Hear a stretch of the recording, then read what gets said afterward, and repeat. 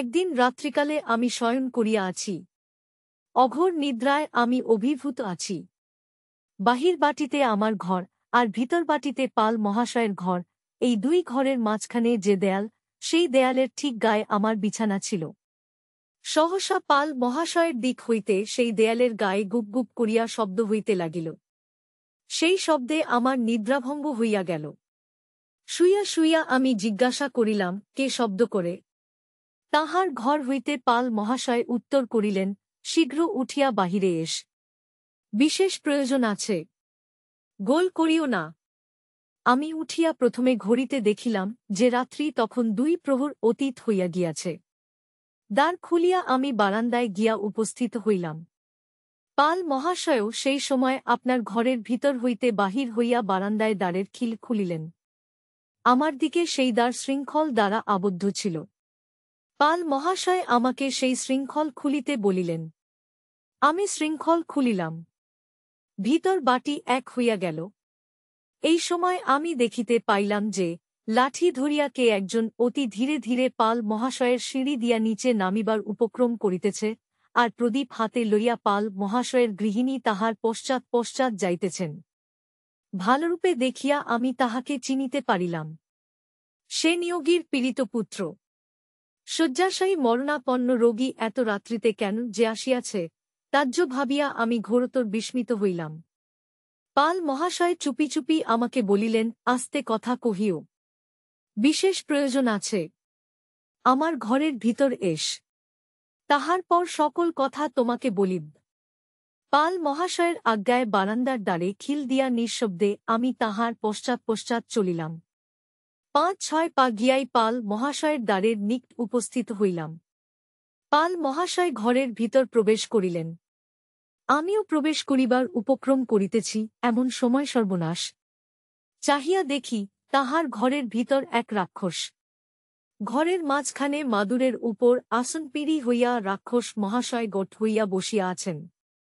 আরও আশ্চর্য কথা, লজ্জা শরমের মাথা খাইয়া পাল মহাশয়ের কন্যা সেই মাদুরের এক পার্শ্বে বসিয়া কাঁপিতে লাগিল। আমি ভাবিলাম যে আর কিছু নয়, পাল মহাশয় এই রাক্ষসকে আপনার জামাতা কয়াছেন। জলখাবার স্বরূপ আমার দেহটি তাহাকে প্রদান করিবার নিমিত্ত এই ঘোর রাত্রিতে তিনি আমাকে ডাকিয়া আনিয়াছেন। যাহা হোক, আমি তাহার ঘরের ভিতর আর প্রবেশ করিলাম না। প্রাণ লইয়া তৎক্ষণাৎ সে স্থান হইতে পালাইবার উপক্রম করিলাম।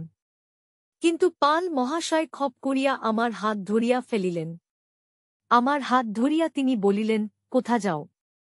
আমি তাহার পায়ে পড়িলাম। তাহার পা দুইটি জড়াইয়া আমি বলিলাম, আমি একেলা মায়ের একেলা ছেলে, দোহাই আপনার। পাল মহাশয় বলিলেন, সে আবার কি? আমি বলিলাম, দোহাই আপনার। আপনার উনি জামাতা, উনি বোধহয় বিভীষণের প্রপৌত্র। উনি দেবতা। আমাকে খাইয়া উনি সুখ পাইবেন না। উনি বরং আসিয়া টিপিয়া দেখুন, আমার গায়ে মাংস নাই, আমার গায়ে সব হাড়। পাল মহাশয় বলিলেন, এ বলে কি? আমি বলিলাম, আমাকে ছাড়িয়া দিন। রাক্ষস মহাশয়ের নিমিত্ত আমি ভাল মোটা তাজা মানুষ ডাকিয়া আনিতেছি। তাহার কোমল মাংস ভক্ষণ করিয়া রাক্ষস মহাশয় পরম তৃপ্তিলাভ করিবেন। জামাতার আদর করিয়া আপনিও সন্তোষ লাভ করিবেন, আমাকে খাইয়া তাহার সুখ হইবে না। এ চাষার মাসে সহস্তে আমরা চাষ করি। আমাদের মাংস শুষ্ক ও কঠিন, ঠিক দড়ির মতো। দোহাই আপনার। পাল মহাশয় উত্তর করিলেন, তোমাকে আর কি বলিব? তুমি মানুষ না কি তাহাই আমি বুঝতে পারি না। রাক্ষস আবার কোথায়? আমার এত বয়স হইয়াছে, কিন্তু রাক্ষস আমি কখনো দেখি। আমার পুত্র। বিপদে পড়িয়া আমার পুত্রকে ছদ্মবেশ ধারণ করিতে হইয়াছে। এই যে পরচুলের দাড়ি গোঁফ আর এই যে মুখোশ, যাহা দেখিয়া তুমি এত ভয় পাইয়াছ। নিজের বড়াই করিতে নাই। কিন্তু স্বভাবত আমি যে একজন সাহসী পুরুষ, সে পরিচয় বোধহয় আর আপনাদিগকে দিতে হইবে না। প্রকৃত রাক্ষস না হোক, রাক্ষসের মত তো বটে। সেই ভয়ঙ্কর রাক্ষসের হাতে পড়িয়াও আমি ধৈর্য ধরিতে সমর্থ হইয়াছিলাম, তাহাই আমার সাহসের যথেষ্ট পরিচয়। আপনারা হইলে ভয়ে হয়তো কত কি করিয়া ফেলিতেন। তাহার পর বলিলে হয়ত আপনারা বিশ্বাস করিবেন না, কিন্তু সত্য বলিতেছি, কিছুমাত্র ভয় না করিয়া রাক্ষসের মুখোশ আমি টিপিয়া দেখিলাম, তাহাতে আমার কিছুমাত্র ভয় হইল না। এখন আপনারা বুঝিয়া দেখুন আমার কত সাহস। যখন আমি নিশ্চয় বুঝিলাম যে সে বস্তুটা মুখোশ বটে, রাক্ষসের মুণ্ড বা অন্য কোন ভয়াবহ পদার্থ নহে, তখন আমি উঠিয়া বসিলাম। বসিয়া আমি পাল মহাশয়কে জিজ্ঞাসা করিলাম, কি জন্য আপনার পুত্রকে এরূপ ছদ্মবেশ ধারণ করিতে হইয়াছে?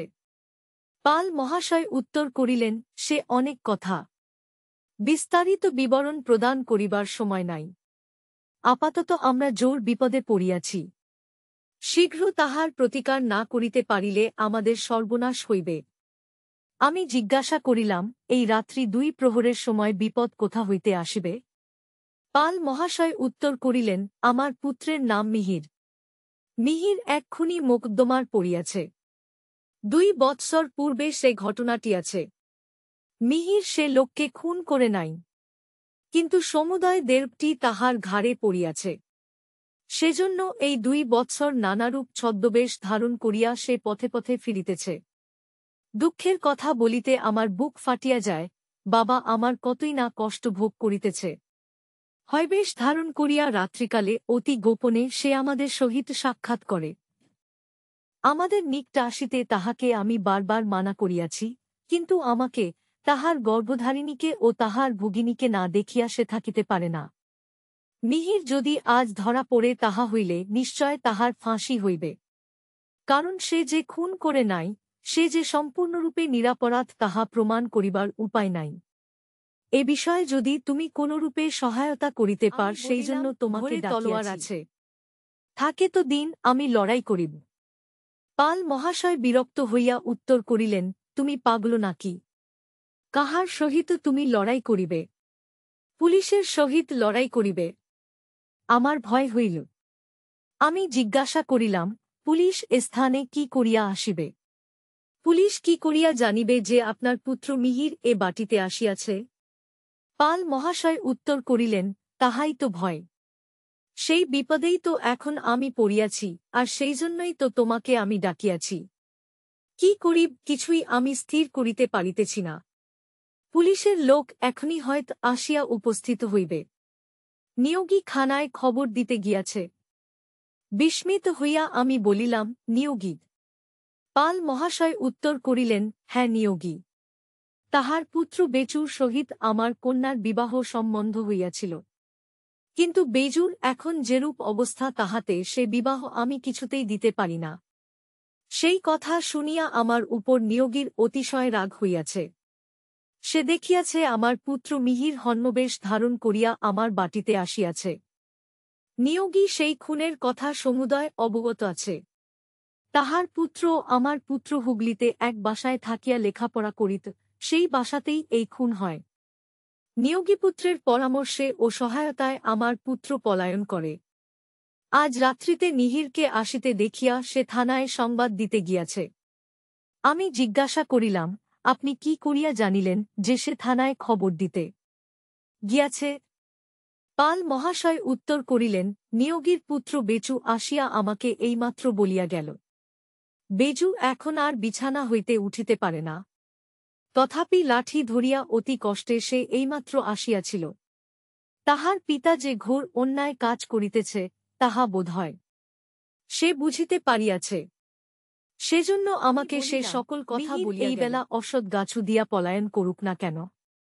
পাল মহাশয় উত্তর করিলেন, তাহার জো নাই।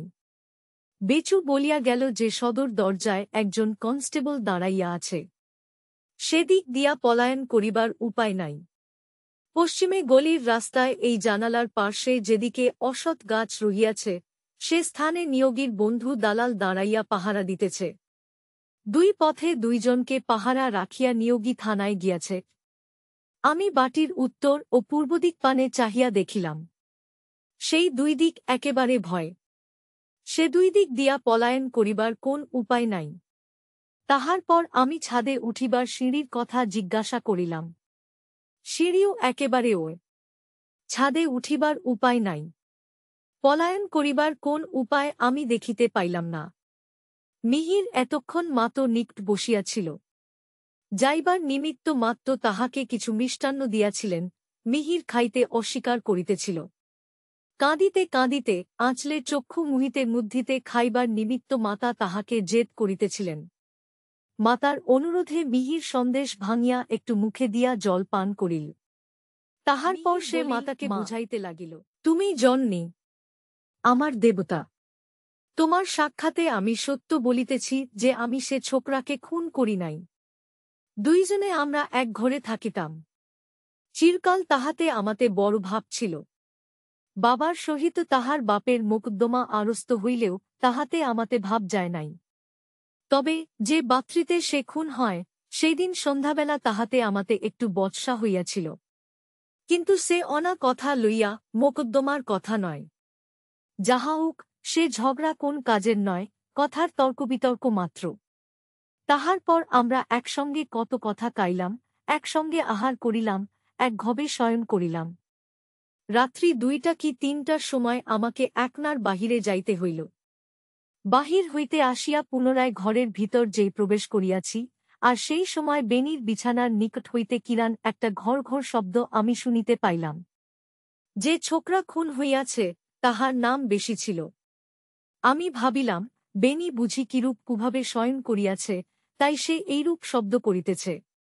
তাহাকে ঠেলিয়া পা ফিরিয়া শুইতে বলিব, এইজন্য আমি সেই অন্ধকার ঘরে তাহার বিছানার দিকে যাইতে লাগিলাম। সহসা আমার পায়ে মানুষের পা ঠেকিয়া গেল। তখনও আমি কোন বিপদের আশঙ্কা করি নাই। তখন আমি ভাবিলাম যে, বেশি ঘুমের ঘোরে তক্তাপোষ হইতে পড়িয়া গিয়াছে।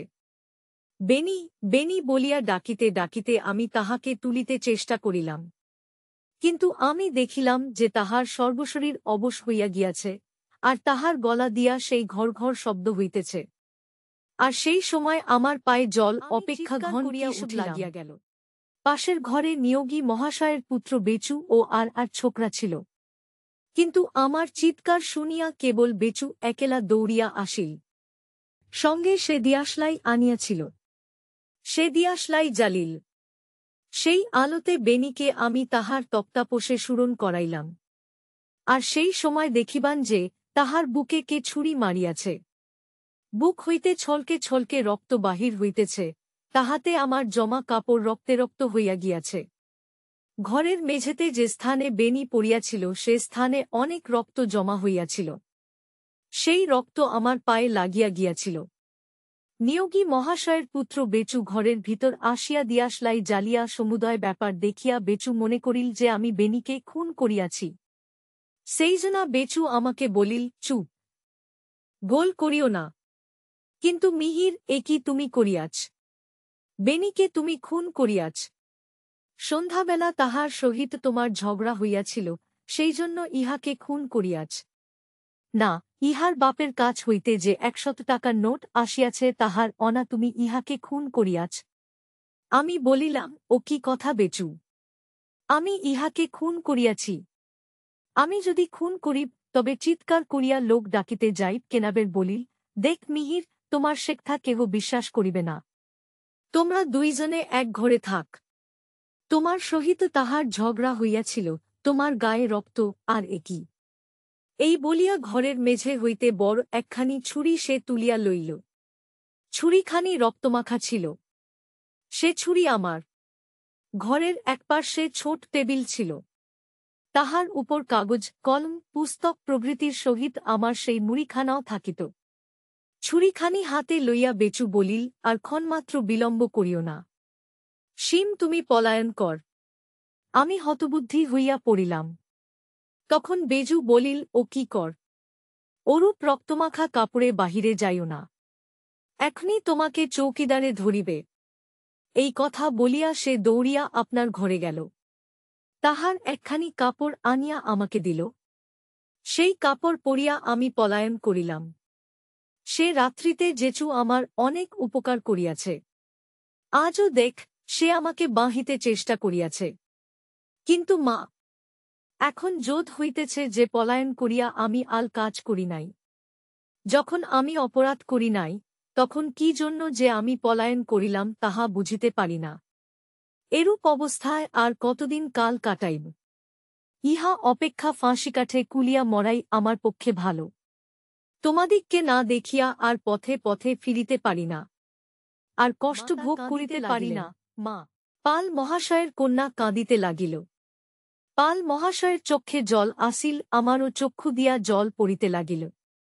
মিহির পুনরায় বলিল, আজ আর পাঁচলাইবার কোন উপায় নাই, কিন্তু তাহার জন্য আমি কিছুমাত্র দুঃখিত নই। পথে পথে আর কেড়াইতে পারি না। এরূপ বলিতে বলিতে মিহির দেখিল যে তাহার পিতা মাতা ও ভগিনী সকলেই অতিশয় কাঁদিতেছেন। সেজন্য তাহাদিগকে প্রবোধ দিয়া সে পুনরায় বলিল, মা, কাঁদিও না, তুমি ভয় করিও না, ভগবান মাখার উপর আছেন, বিনা দোষে তিনি আমাকে ফাঁসি যাইতে দেবেন না। আমার নিজের সম্বন্ধে এই সময় একটি আশ্চর্য ঘটনা ঘটিল। মিহিরের দুঃখের কাহিনী শুনিয়া আমার বুকের ভিতর তিন কর করিয়া উঠিল। কেন বলিতে পারি না, কিন্তু এই সময় হইতে আমার স্বভাব পরিবর্তিত হইতে আবদ্ধ হইল। পাল মহাশয় বলিলেন, প্রাণ থাকিতে তোমাকে আমি ধরা দিতে দিব না। পালাইবার কোন উপায় কি নাই? এই সময় বাটির নিয়ে অন্দরমহলের দরজায় সবলে কে আঘাত করিতে লাগিল। দরজা যেন ভাঙিয়া খেলিতে লাগিল। শরণাক্ত হইয়া আমরা সকলে উঠিয়া দাঁড়াইলাম। পাল মহাশয় বলিলেন, ওই পুলিশ আসিয়াছে। পাল মহাশয়ের কন্যা ও গৃহিণী কাঁদিয়া উঠিলেন। মিহির পুনরায় তাহাদিগকে বুঝাইতে লাগিল। মিহির বলিল, ভয় নাই মা, কাঁদিও না। অন্তনামে জগবান জানেন যে আমি দোষী নই, তিনি আমাকে রক্ষা করিবেন। দরজায় অতি সবলে আঘাত হইতে লাগিল। দরজা যেন ভাঙিয়া ফেলিতে লাগিল। পাল মহাশয় বারান্দায় গিয়া উচ্চৈঃস্বরে জিজ্ঞাসা করিলেন, কে ও? দরজা গাতে কাহির দিকে নিচে হইতে কে উত্তর দিল, আমরা পুলিশের লোক। দরজা খুলিয়া দাও। পাল মহাশয় বলিলেন, রাত্রি প্রায় 1টা বাজে। এ ঘোর রাত্রিতে আমি দরজা খুলিয়া দিতে পারি না। যদি তোমাদের কোন প্রয়োজন থাকে, তাহা হইলে প্রাতকালে আদিও, তখন দ্বার খুলিয়া দিন। রাত্রিকালে ঘরের ভিতর প্রবেশ করিবার করিল সার খুলিয়া যাও। যদি না খুলিয়া নাও তাহা হইলে আর আমরা ভাঙিয়া ফেলিব। তোমার ঘরে দুর্নি আসামি আছে। পাল মহাশয় বলিলেন, আমার রাত্রিতে আমি দ্বার খুলিয়া দিব না, ঘরে খুনি আসামি কোথা হইতে আসিবে? এজোর তোমরা পুলিশের লোক হও আর যেই হও। তাহারা দ্বার যেন ভাঙিয়া ফেলিবার উদ্যোগ করিল। পাল মহাশয় ঘরের ভিতর আসিয়া বলিলেন, কি সর্বনাশ হইল! আর কোন উপায় নাই। মিহির এইবার ধরা পড়িল। সর্বনাশ হইল। মিহিরের এক হাত মা ধরিয়াছিলেন ও অপর হাত ভগিনী ধরিয়াছিল। মিহিরকে মাঝখানে রাখিয়া দুইজনে পার্শ্বে বসিয়া ক্রমাগত কাঁদিতেছিলেন। পাল মহাশয়ের এই নিদারুণ বাক্য শুনিয়া ভগিনী সহসা মিহিরের হাত ছাড়িয়া দিল। তাহার পর সে উঠিয়া দাঁড়াইল। আঁচলে চক্ষু মুছিতে মুছিতে পিতাকে সে বলিল, বাবা, নিচে গিয়ে পুলিশের লোককে তুমি দরজা খুলিয়া দাও। আমি মনে মনে এক উপায় স্থির করিয়াছি। ভগবানের কৃপায় আমাদের বাসনা পূর্ণ হইবে। কন্যার কথা শুনিয়া আমরা সকলেই অবাক হইয়া তাহার মুখপানে চাহিয়া রহিলাম। কন্যা ধীরগম্ভীর স্বরে ভ্রাতাকে বলিল, দাদা, উঠ। মদনবাবুর ঘরে গিয়া তাহার বিছানায় তুমি শয়ন কর। বারান্দার দ্বারে ওদিক হইতে তুমি শিকল দিয়া দাও, এদিক হইতে সেই দ্বারে আমি খিল দিতেছি। পাল মহাশয়ের কন্যা তাহার পর মাদুরের উপর হইতে সেই রাক্ষসের মুখোশ ও পরচুল তুলিয়া লইল। সহস্তে সেই মুখোশ ও সেই পরচুলের দাড়ি গোঁপ সে আমার মুখে পরাইয়া দিল। সকলে তাহার অভিসন্ধি তখন বুঝিতে পারিল। পাল মহাশয় বলিলেন, রাধারানী মা, ধন্য তুমি।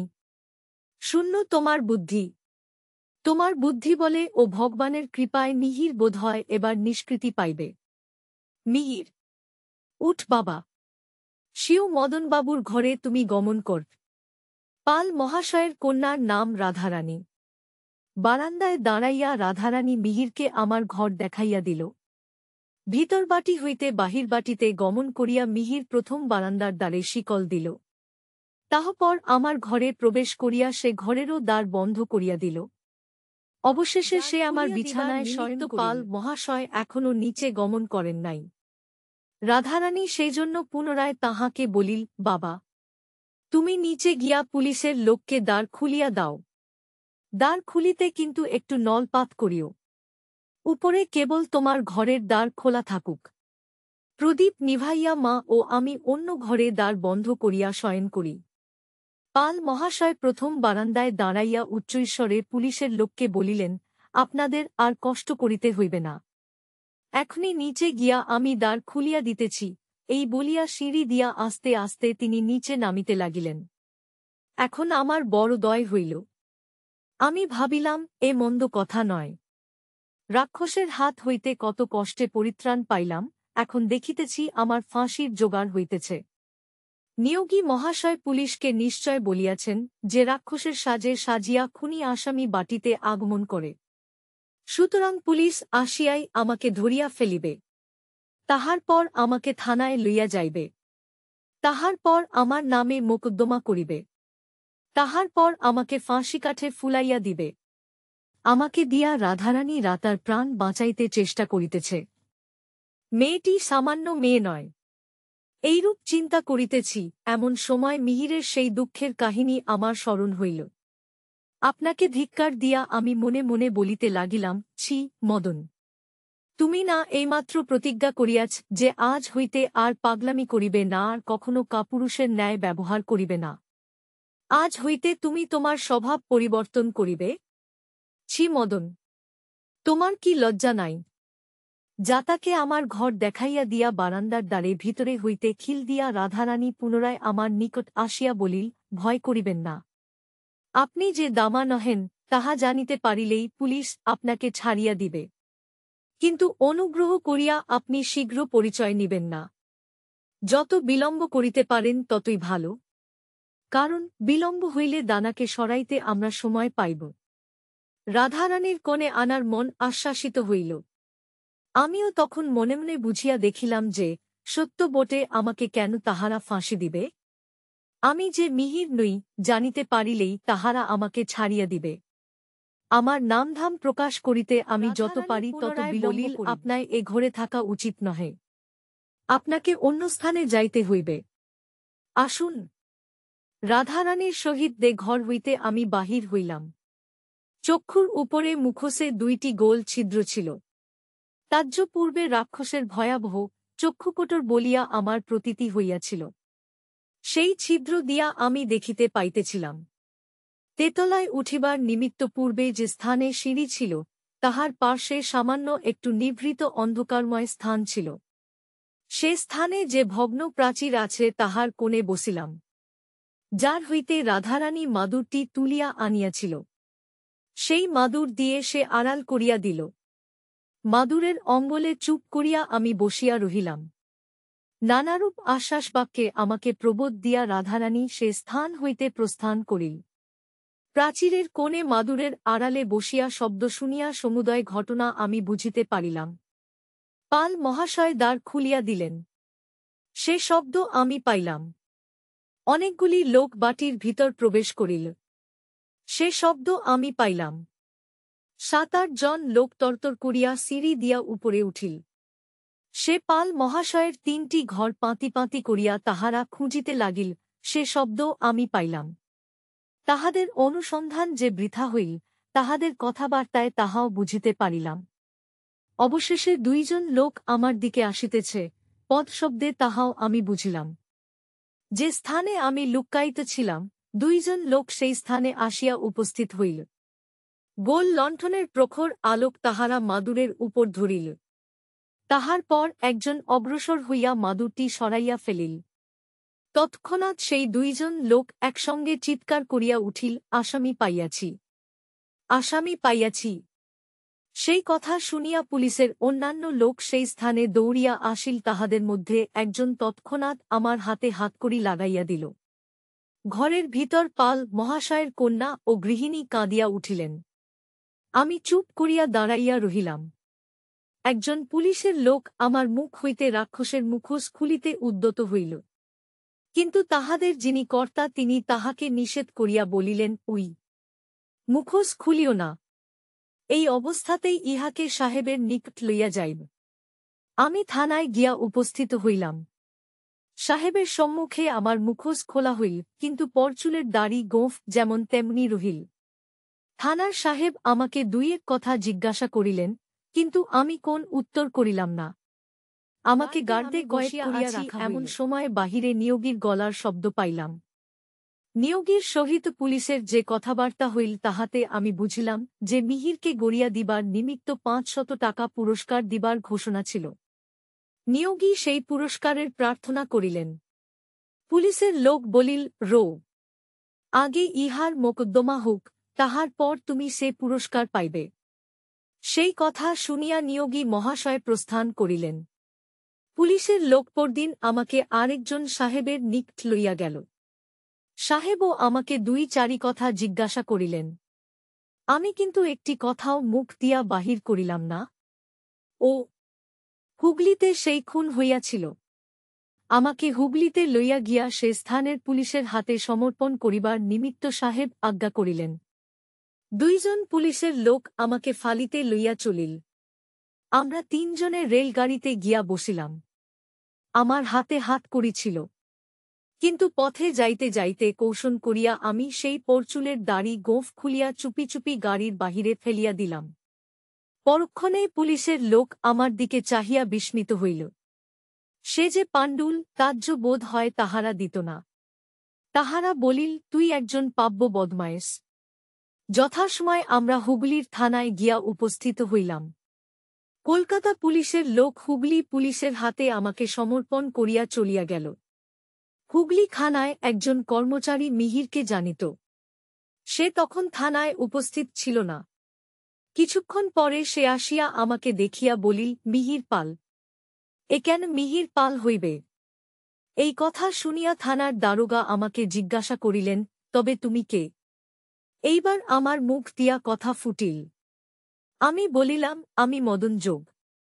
দারোগা জিজ্ঞাসা করিলেন, মদন ঘোষ আবার কে? নাম থাম প্রভৃতি বলিয়া আমি আমার সমুদয় পরিচয় প্রদান করিলাম। তাহা শুনিয়া উপস্থিত সকল লোকই ঘোরতর বিস্মিত হইল। তবে কলিকাতা পুলিশ তোমাকে গড়িয়া আনিল কেন? আর মিহির বলিয়া তোমাকে এ স্থানে গিয়া গেল কেন? আমি উত্তর করিলাম, পাল মহাশয় ও আমি এক বাটিতে বাস করি। তাহার সহিত আমার সম্ভাব আছে। তামাশা হলে প্রক্ষণের মর মুখোশ পরিয়া পরিবারবর্গকে আমি ওর দেখাইতে গিয়াছিলাম। সেই অবস্থায় কলিকাতা পুলিশের লোক আমাকে মিহির মনে করিয়া জুত করিল। দারোগা জিজ্ঞাসা করিলেন, কলিকাতার থানায় তুমি আপনার পরিচয় প্রদান কর নাই কেন? আমি বলিলাম, ভয়ে আমি হতবুদ্ধি হইয়া গিয়াছিলাম। যাহা হোক, হুগলির পুলিশের লোক আমাকে তৎক্ষণাৎ ছাড়িয়া দিল না। যে স্থানের সাহেবের নিকট আমাকে লইয়া গেল, আরও ২ দিন ধরিয়া ভালরূপে তদন্ত করিল।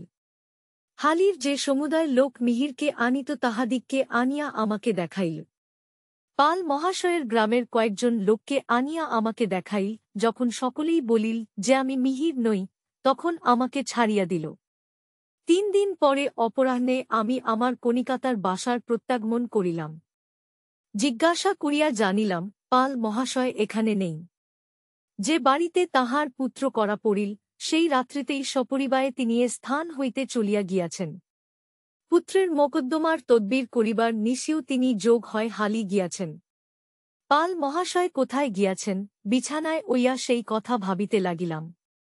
করাদিন অনুপস্থিতির পর আমি অফিস যাইলাম। অফিস হইতে আসিয়া বাসার সকলকে আমি পাল মহাশয়ের সন্ধান জিজ্ঞাসা করিলাম, কিন্তু কেহই আমাকে বলিতে পারিল না। রবিবার দিন আমি পুনরায় জগদিতে গিয়া হয় অনুসন্ধান করিলাম। সে অনুসন্ধান নিষ্ফল হইল। তাহার পর আর একদিন রবিবার তাহার গ্রামে বিয়া, তাহার অনুসন্ধান লইলাম, কিন্তু সে গ্রামেও কেহ কিছু বলিতে পারিল না। এইরূপে বহুদিন ধরিয়া ক্রমাগত আমি তাহার অন্বেষণ করিলাম। আমার সকল এই বিফল হইল। অবশেষে হতাশ হইয়া আমি চুপ করিয়া আমি অফিস যাইতেছি এমন সময় যে আমাকে তাহার নিকট আকিল। তাহার অবস্থা দেখিয়া আমি বুঝিতে পারিলাম যে দে আর অধিক দিন বাঁচিবে না। যে আমাকে বলিল, মদনবাবু, আপনাকে আমি একটি বড় গোপন কথা বলি। সেই কথা বলিবার নিদিও আজ করিয়া আমি সুযোগ বুদ্ধিতেছি, কিন্তু লিয়ায় ভয়ে আমি বলিতে পারি নাই। পিয়া আমাদের গ্রামে বিজাচ্ছেন, সেই জন্য আপনাকে আধি দিলাম। বেচু বলিল, যে কথা বলিবার নিমিত্ত আমি আপনাকে ডাকিয়াছি বড় বিষম সে কথা। কি করিয়া আপনাকে বলিব তাই ভাবিতেছি।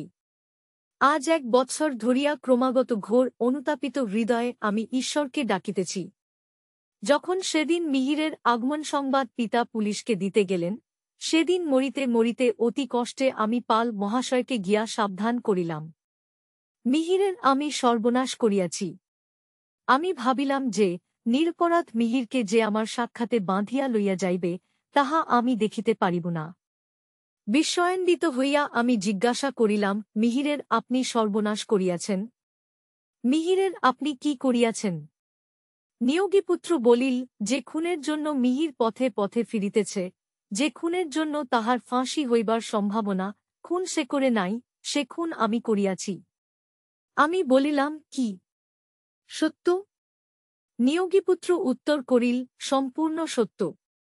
মিহির, আমি আর সেই ছোকরা, তাহার নাম বেনি, আরও 3-4 জন হুগলিতে এক বাসায় থাকিয়া স্কুলে পড়িতাম। সকলেই আমরা এক জাতি। আমরা সকলে পরস্পরের কুটুম্ব ও পরিচিত। মিহির ও বেনি এক ঘরে থাকিত। পাল মহাশয়ের সহিত বেনির পিতার ভূমি সম্পত্তি লইয়া বিবাদ হয়। কিন্তু তাহাতে মিহির ও বেনিতে যে সম্ভব ছিল, তাহার ব্যতিক্রম হয় নাই। পরীক্ষায় টাকা ও অন্যান্য খরচের নিমিত্ত কেশির পিতা 100 টাকা প্রেরণ করিয়াছিলেন। আমার সাক্ষাতে বেনি সেই টাকাগুলি বিছানায় আপনার শিয়রদেশে বালিশের নিম্নে রাবিয়া দিল। আমার পিতা ধনবান ব্যক্তি নহেন। খরচের টানাটানি আমার সর্বদাই থাকিত। সেই টাকাগুলি দেখিয়া আমার লোভ হইল। দৈবের লিখন কেহ খণ্ডাইতে পারে না। সেই দিন রাত্রি 2টা কি 3টার সময় সহসা আমার নিদ্রাভঙ্গ হইল। বিছানায় জাগ্রত হইয়া এমন সময় মিহির ও বেনি যে ঘরে থাকে সে ঘরের দ্বার খুলিবার শব্দ হইল। বিছানা হইতে উঠিয়া আমিও আস্তে আস্তে আমার ঘরের দ্বার খুলিলাম। দ্বারের নিকট দাঁড়াইয়া দেখিলাম যে গার হাতে লইয়া মিহির বাহিরে গেল। আমি ভাবিলাম, উত্তম সুবিধা হইয়াছে। দেখি বেনির বালিশের নিচে হইতে নোটগুলি লইতে পারি কিনা। এই মনে করিয়া আমি আস্তে আস্তে তাহার ঘরে প্রবেশ করিলাম। ঘর অন্ধকারে পরিপূর্ণ। যাহা হোক, নিঃশব্দে বেনির বিছানার নিকট গিয়া আমি নোটগুলি লইতে পারিলাম। নোট লইয়া পলায়ন করিবার উপক্রম করিতেছি, আর বেনি সেই সময় জাগিয়া উঠিল। চোর, চোর, এই কথা বলিয়া আমাকে সে ততক্ষণাৎ ধরিয়া ফেলিলে। এতদূর বলিয়া বেচু আর বলিতে পারিল না। তাহার শ্বাস-প্রশ্বাস ক্রিয়া অতি দ্রুতভাবে সম্পন্ন হইতে লাগিল। জল, এই কথা বলিয়া সে আমাকে গ্যালাস দেখাইয়া দিল। তাড়াতাড়ি জলের গ্যালাস লইয়া আমি তাহার মুখে ধরিলাম। জলপান করিয়া বেচু কিছু সুস্থ হইল। অল্পক্ষণ বিশ্রাম করিয়া পুনরায় সে বলিতে আরম্ভ করিল। আমাকে ধরিয়া চোর বলিয়া বেশি পুনরায় চিৎকার করিতে উদ্যত হইল। আমি তাহার মুখ চাপিয়া ধরিলাম ও সেখান হইতে পলায়ন করিতে যথাসাধ্য চেষ্টা করিতে লাগিলাম। কিন্তু ফেনি আমাকে সহজে ছাড়িল না। সেই ঘরের দেওয়ালের নিকট সামানা একটি মেঝে ছিল। তাহার উপর বেনি ও মিহিরের পুস্তক, কাগজকলম ইত্যাদি থাকিত। মিহিরের বড় একখানি ছুরি ছিল। ছুরিখানি সর্বদাই এই মেঝের উপর পড়িয়া থাকিত। অন্ধকারে বেনির সহিত জড়াজড়ি করিতে করিতে ক্রমে আমি সেই মেঝের উপর গিয়া পড়িলাম। দৈবের ঘটনা, আমার দক্ষিণ হাতটি মেঝস্থিত ঠিক সেই ছুরি সবলে ধরিয়াছিল। তাহাকে যে খুন করিব সে ইচ্ছা আমার আদৌ ছিল না।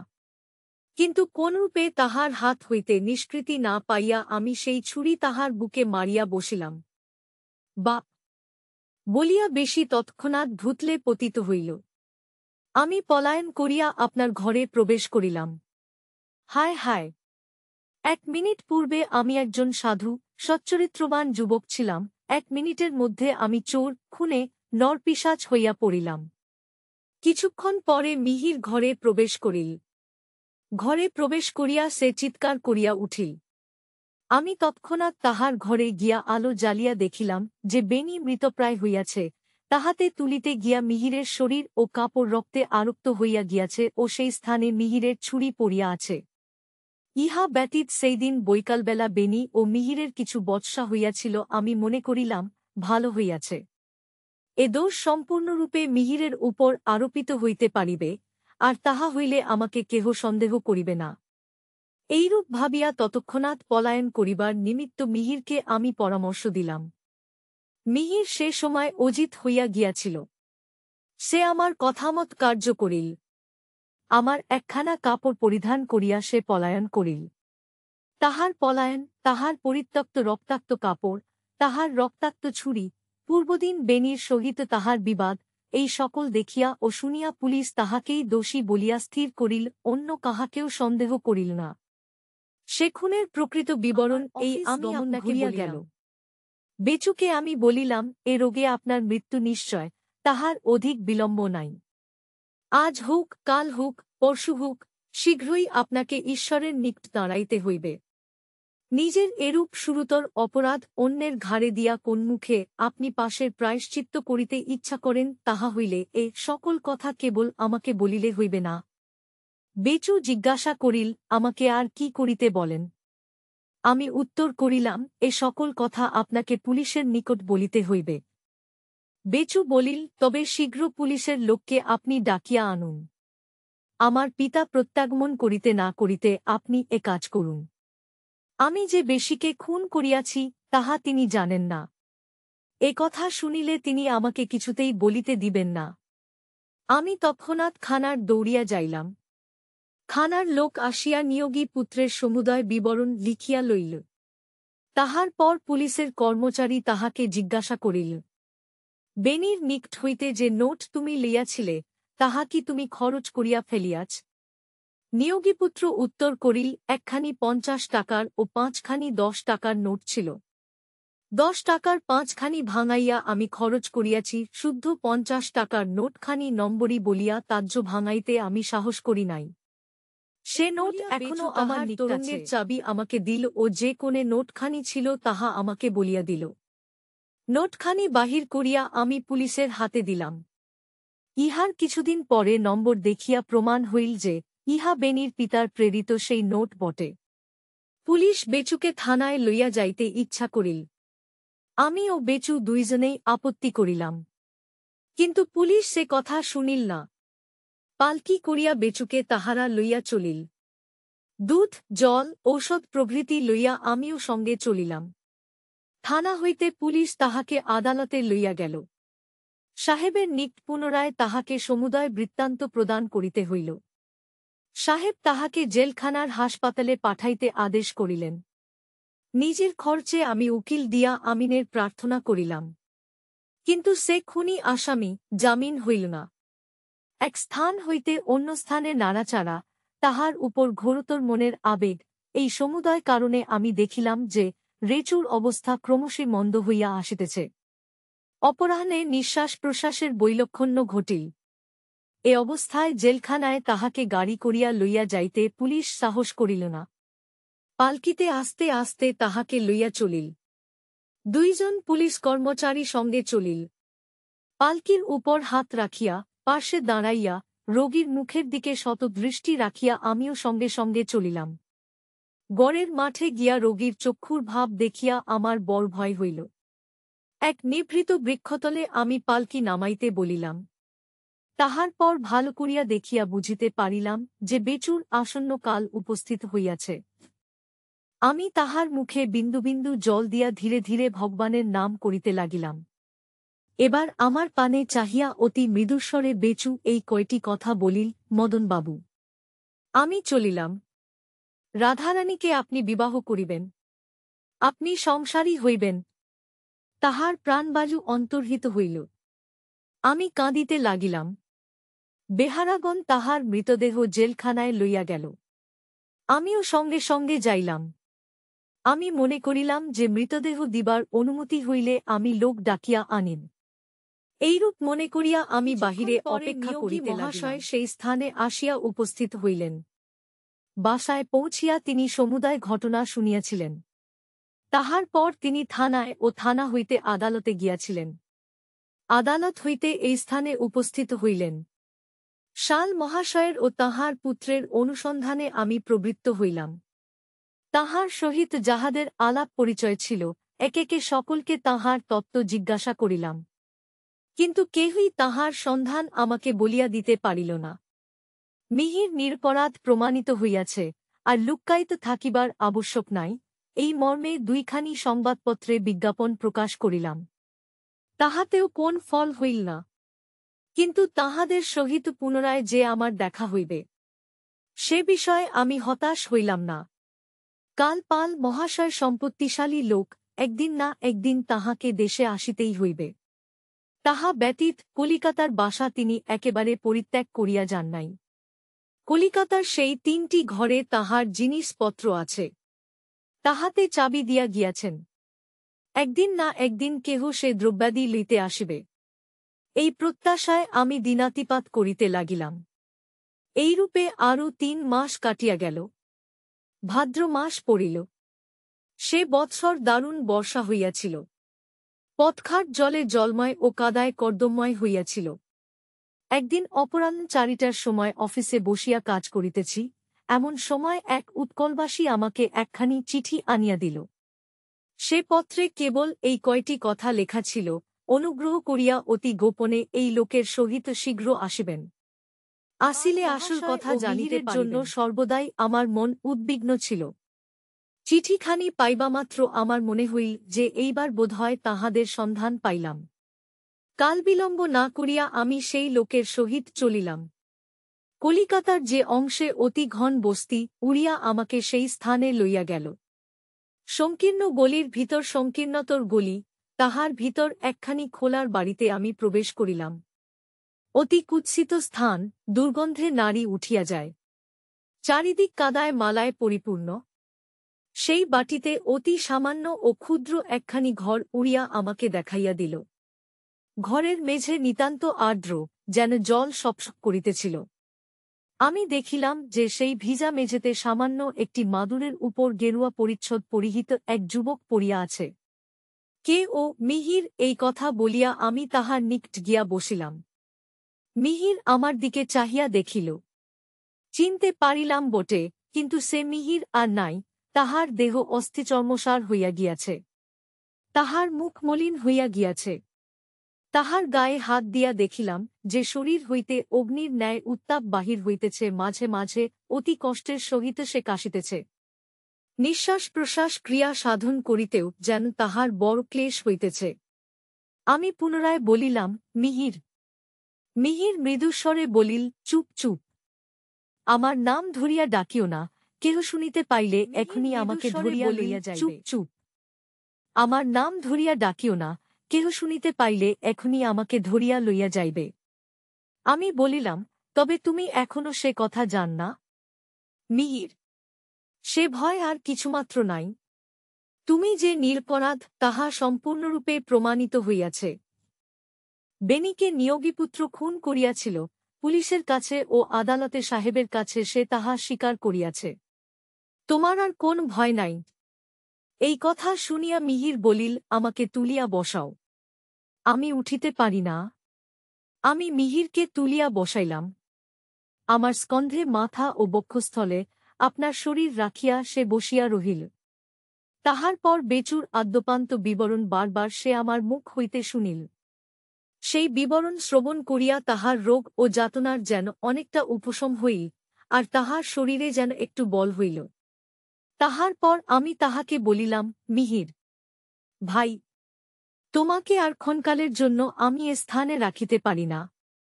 এ স্থানে সহজে মানুষ মরিয়া যায়। তুমি ভয়ানক জ্বর ভোগ করিতেছ, বুকেও বোধহয় কিছু রোগ হইয়া থাকিবে। অতএব তোমাকে আমি আমার বাসায় লইয়া যাইব। মিহির উত্তর করিল, কি করিয়া তাহা হইবে?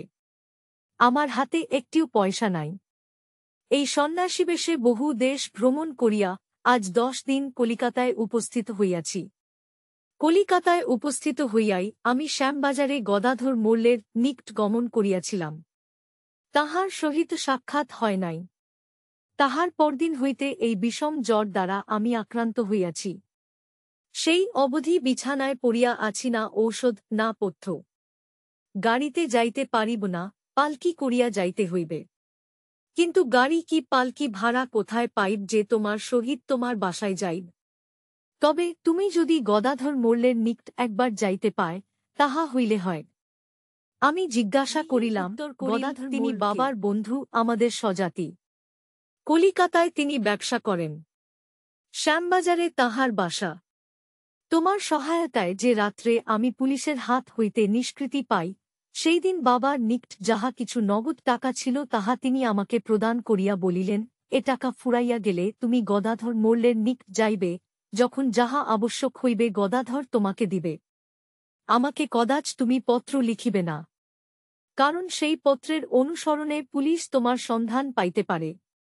আমি বলিলাম, গদাধর মোল্ল বোধহয় তোমার পিতার ঠিকানা জানেন? মিহির উত্তর করিল, বোধহয় কেন? পিতার ঠিকানা তিনি নিশ্চয় জানেন। মিহিরকে আমি আমার বাসায় লইয়া যাইলাম। পরিষ্কৃত শুভ্র বসন পরাইয়া তাহাকে পরিষ্কৃত বিছানায় শয়ন করাইলাম। ততক্ষণাৎ ডাক্তার আনিয়া তাহাকে দেখাইলাম। ডাক্তার বলিলেন যে মিহিরের পীড়া বড় কঠিন হইয়াছে। তাহার বক্ষস্থলের দুই দিকেই প্রদাহ হইয়াছে। যাহা হোক, তাহার ঔষধ ও পথ্যের আয়োজন করিয়া আমি সেই রাত্রিতেই গদাধর মোল্লের অনুসন্ধানে গমন করিলাম।